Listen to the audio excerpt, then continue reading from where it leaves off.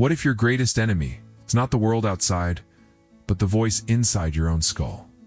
What if an emperor discovered that the battlefield of life is not Rome, but the mind? He was the ruler of the most powerful empire on earth. Armies obeyed him. Senators trembled at his gaze. Birds could raise cities or erase them.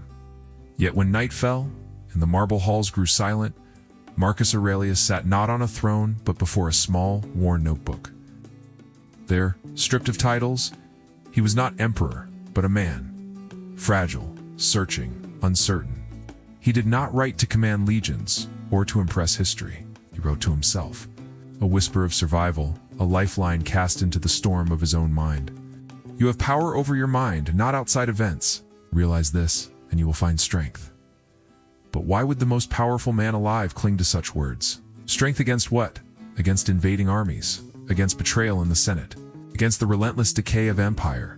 No, against something greater, more terrifying, against despair, against rage, against the chaos within. For what use is an empire conquered if your soul lies in ruins? Why would a man who ruled the world still kneel night after night before his own thoughts? Because even emperors cannot command peace, they must earn it within. Rome burned, borders fractured. Betrayal seeped like poison through the marble of his court.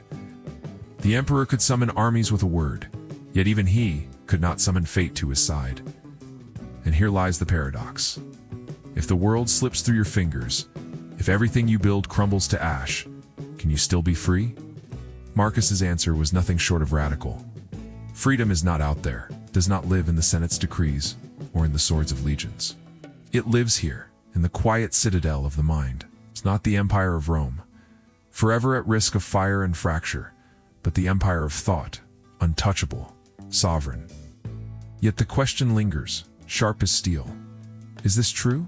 Can a man besieged by chaos, loss, and decay truly find peace by turning inward? Can the storms of the world be silenced by the discipline of the soul? Or was Marcus Aurelius, emperor and philosopher, writing not truths carved in stone, but fragile prayers to keep himself from breaking?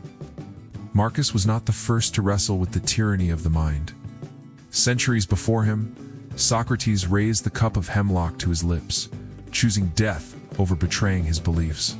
His body would crumble, but his calm in that moment whispered a deeper truth. When everything else is stripped away, the mind remains the final freedom. Fast forward to now, and the wisdom of the ancients collides with the discoveries of science. Neuroscience tells us the same thing in new language. It is not the event itself that shatters us, but the meaning we attach to it. An insult is only sound, air moving through another's throat. It is the story you tell yourself about that sound that draws blood. But here's the twist. The revelation both terrifying and liberating. If the mind is powerful enough to create the wound, then it is also powerful enough to weave the cure. The very same voice that chains you in fear can unshackle you in an instant.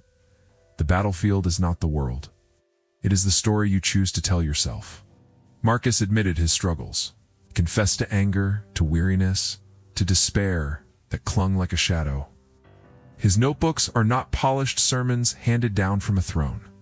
They are battlegrounds, stained with the dust of daily combat. Today I escaped anxiety. Or no, I discarded it, because it was within me, in my own perceptions, not outside. A single line, but behind it lies a war. And here is the unsettling question. If even an emperor, master of legions, ruler of the known world, wrestled every day with the storm of his own mind, what chance do we have? The answer is not in perfection, for perfection is a myth that dissolves under pressure. The answer is in practice and discipline. In the quiet, stubborn choice to return again and again from the brink of chaos to the ground of clarity. Freedom of the mind is not won in a single moment of triumph. It is forged like steel in the daily act of pulling yourself back from the edge. But here's the riddle Marcus never escaped. If peace is within, why does the world outside still crush us? If the mind is free, why do we still suffer? Hold this paradox. The answer comes, but only if we dare to follow his path further. Modern psychology echoes the very law Marcus lived. Attention is not passive. It is the architect of reality. Where the mind lingers, the soul inevitably follows. Fix your gaze on fear, and fear multiplies, wrapping itself tighter around your being. Rest your heart on gratitude, and peace begins to unfold, quietly but relentlessly, like dawn breaking over a dark horizon. Marcus knew this truth, and so he trained his focus as a soldier sharpens a blade. Every distraction cut down without mercy. Every complaint silenced before it could rot the spirit, not because he was numb to life, but because he refused to be ruled by it. And yet the paradox remains. If a man surrounded by courtiers, battles, and betrayals could tame his mind, what of us? Could we, in an age where the battlefield is invisible, the enemy comes not with swords but with screens, pings, and endless scrolls, could we do the same? Or have we surrendered our freedom to a new empire, one more insidious than Rome itself? The empire of distraction.